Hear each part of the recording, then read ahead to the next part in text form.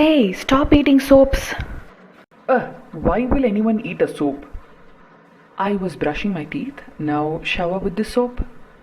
You must already be knowing that our skin is the biggest organ of our body.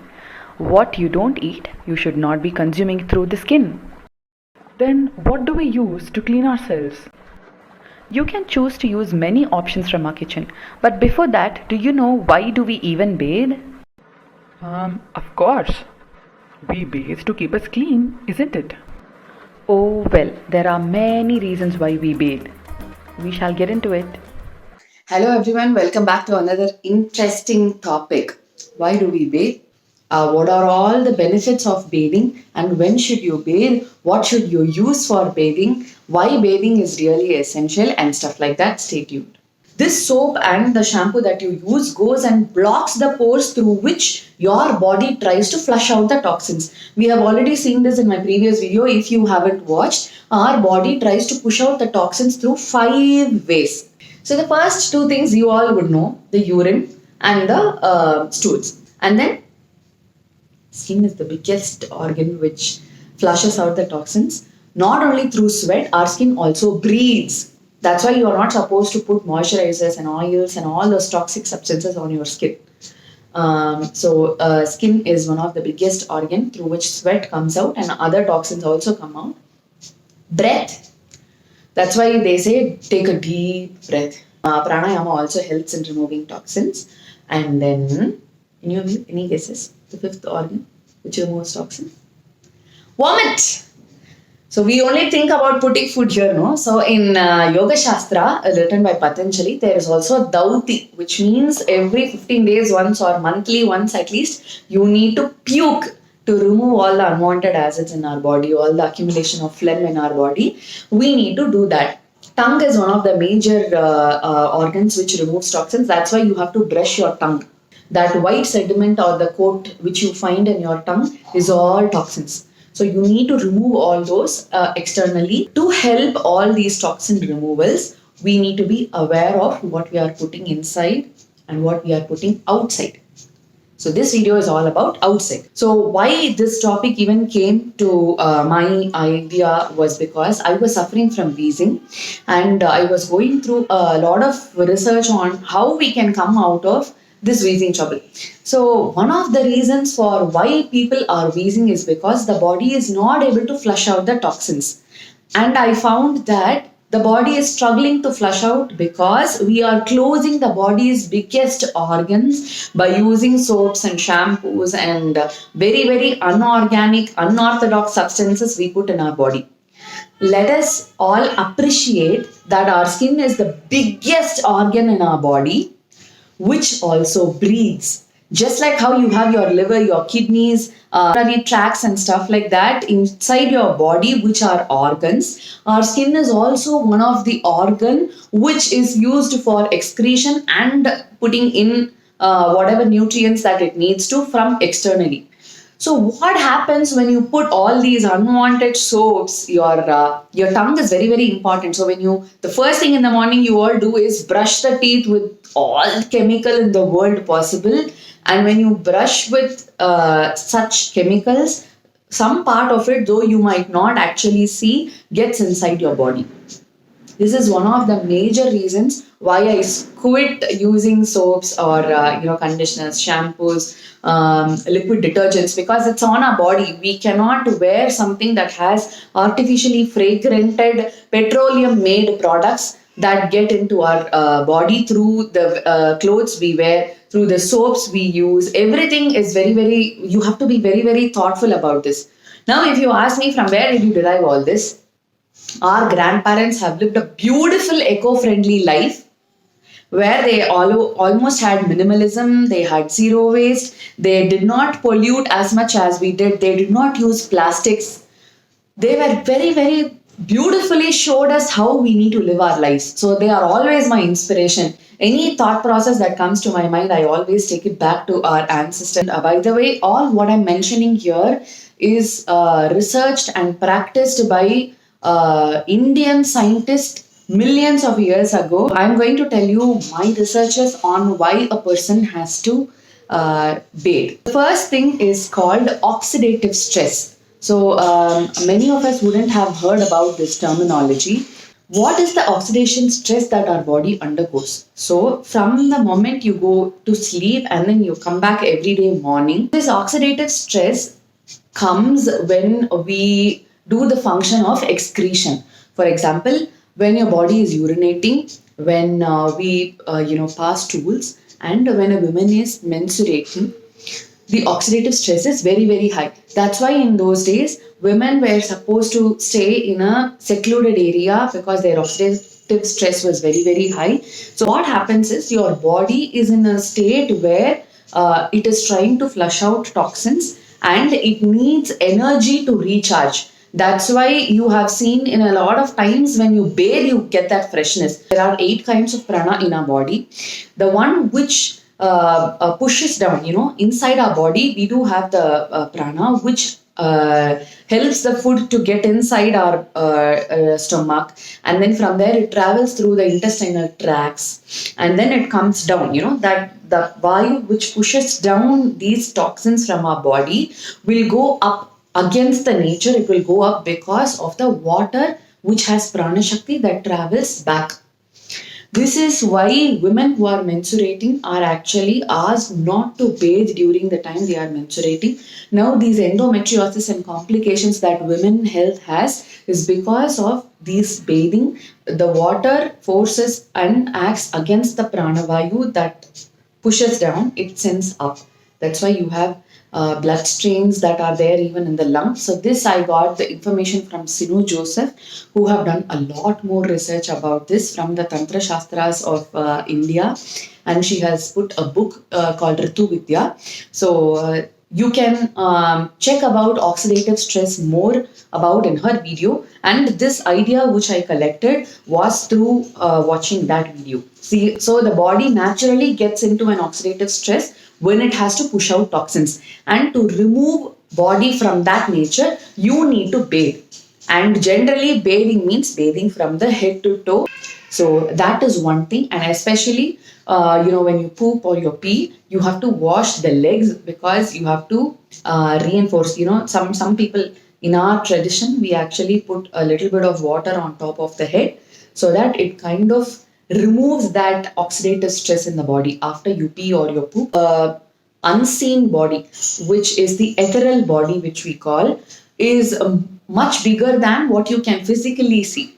So that body goes through the oxidative stress, which our normal eyes cannot see. So that is what is the most important number one reason why we need to bathe. The second thing, you need to get that energy which you lost while you were sleeping, or you want to get out of that drowsiness mode and get into an active state. Then you need that prana shakti from the water which is there. So you bathe in water to get back that life. There are many types of bathing: air, earth, fire, and water. All these 4 elements are there. Space is vacuum. So vacuum is there everywhere. There is sunbathing. Most of us do not go for the sun at all. We assume that, because of going in the sun, we have sunburns. No. So you should stop using all the sun blocking agents in your skin. It's going to cause a lot of harm. We feel we have rashes, we have itching, we have so many skin complications and all that we say. But actually, if your body is healthy, sun is always very, very good. Nowadays, if you see D3 deficiency, vitamin deficiency, all that comes because we have lost this tradition of bathing in the sun. The water bathing. So the most common thing is bathing with water. And that again boils down to why. 72% of the human body is water. So if that is right, then all the other elements that are around it will take care of by itself. Basically, if you see in the olden days, they used to go to either rivers, or they used to have a well in the house if they are bathing in the house, or the pond, which is most frequently. So if you see there, the earth element is already there. The fire element is there by the sun. Okay. The wind element is there because it is an open environment. We don't close. There's no concept of closed bathing there. Kumbh Mela comes every 12 years, and different rivers in different parts of the country every 12 years once, it's like the river birthday. So when you go, when a woman or a man goes and bathes in that river water during the birthday time, during some parts of the year, it has been celebrated as different rivers have different birthdays and stuff like that. When you bathe, your cells get energized, recharged, and that charge in your body lasts for 12 years. That is how Kumbh Mela probably would have got started, and people regularly suggest that you bathe in the river at least once in 12 years.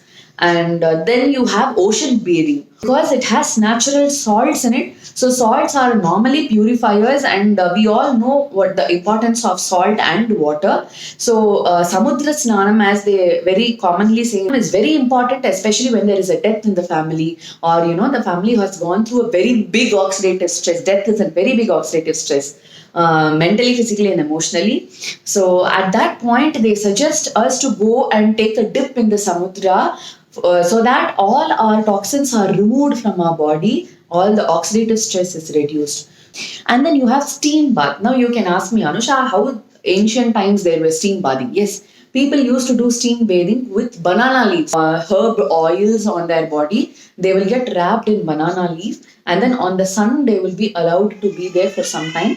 So that steam will actually, and with the banana leaves and the herb oils, will bring out the toxins. These were very, very, very ancient methods were there in Ayurveda, which was prescribed for people who were suffering, who were not able to remove toxins irrespective of their lifestyle. The earth element was introduced in our bathing by using gram dals or oils which come from the earth as well. And you have the mud bathing, where in Kerala it is very, very famous. Even in Ayurvedic treatments, they use mud as a method to remove the toxins and tighten your pores. All the unwanted waters that are circulating in your body, so they are removed with mud. Oil bathing is very important, especially that oil you apply on yourself and you go to the sun, your pores get opened for the oil absorption to happen. So this is a very good example of whatever you put on your skin absorbs and sends into the body. If you have any knee pain or leg pain, your muscle cramps, anything of that sort, your bone problems, if the bones have become very, very weaker, it's because you have not had oil bath for a very long time. It's time to get yourself bathed in the oil. Why do we have to scrub? Any idea? So our body keeps rejuvenating itself by new cell birth, and there are a lot of millions of dead cells that are there. Let's say every day there are thousands of cells which is being born and thousands of cells which die. So in almost 6 months time, your entire body is a new person. You become a very new person. So bathing is not a simple thing like how we all have been thinking, and some of us skip it lazily, thinking it's not important. Now I'm going to tell you what are the health benefits if you bathe. The first thing is bathing is very important for your body to maintain its temperature. The temperatures go high and low depending on the foods which you eat. Did you know bathing will actually strengthen hormone production? I'll tell you how.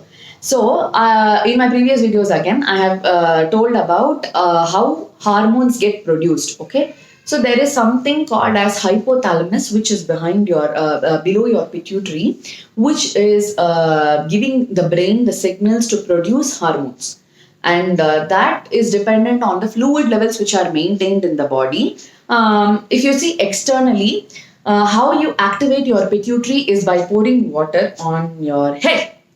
So the moment the water hits your head, you feel relaxed. You feel that a lot of your body heat is going down, and the pituitary gets activated, and then it says, "Hey, it's time. The person has woken up. It's time we produce hormones. It's time everything gets in its place." So pituitary is the master gland. We all know pineal and the pituitary. So that is responsible for giving hormones. So why so many people are having hair fall troubles is because your shampoos are highly toxic. And the reason our grannies and our ancestors have used scrubbable soap nuts, shikakai and stuff like that is because they are naturally, they don't grind it very fine. Don't even buy the ones which they sell in the shop. They also have some amount of fragrances which are not so good for the body. So those things you have to massage in your scalp to remove the dead cells. When the dead cells start accumulating with the oils and the dirt and the pollution which is there in the air, it eventually ends up in you having dandruff or oily scalp, dry scalp, whatever problems you would want to relate with scalp and hair fall and graying and drying. It is all because of that.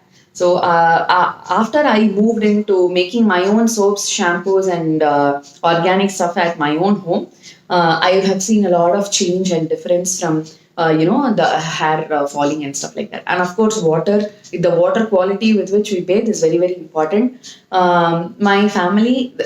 We bathe in beauty water that is coming from the Kangen machine, which is 5.5 pH, the same pH as your skin is. Water bathing is very very helpful in relieving joint pain, muscle pain. If you have even wheezing, when I used to have wheezing, I used to take a hot shower and feel very very relaxed because like I said, water gives prana to the body. The new information to me, I read it in a website today. People who have lung infections or lung problems, if you bathe in cold water, it is supposed to be doing more good to you. Bathing daily increases the immunity. How? It induces the vascular and lymph to increase production of immunity cells. So that's the reason our government is suggesting you to take more baths during Corona and the COVID times. If you are suffering from mental depression, then bathing in cold water seems to be really, really helpful because it releases endorphin, serotonin, it also beta endorphins and noradrenaline, which sends electric impulses to the brain, which causes antidepressive effect. So then the very, very common thing which we all know, to clean our body. We have sweat, sometimes we stink. Bathing in a pool or a river or a pond increases the muscular activities and blood flow. If you bathe in a river, the river water is cool during the day and warm during the nights. So in the early morning when we have to bathe, generally the river waters are lukewarmish. So however you feel comfortable. So it's depending on the person. Now, if I cannot say a person living in Antarctica has to bathe in cold water, which is practically not possible, but bathing has to be daily. And swimmers, runners, people who do a lot of marathons and exercises, they prefer bathing in cold water because they are too worked out. Their body is full of heat. So they need that cold water bath to relax them out. For people like us who sit on the systems and on front of the screen every time, we don't work out at all. Our bodies are very, very cold. So we may tend towards drawing for more lukewarmish water. So depending on which water you are more drawn to, have that comfort zone to bathe, but please make it a habit to bathe daily. There are much more benefits of bathing, and I will try to cover them as much as possible in maybe upcoming videos. So think about subscribing and hit a like if you really have found some useful information. Bye.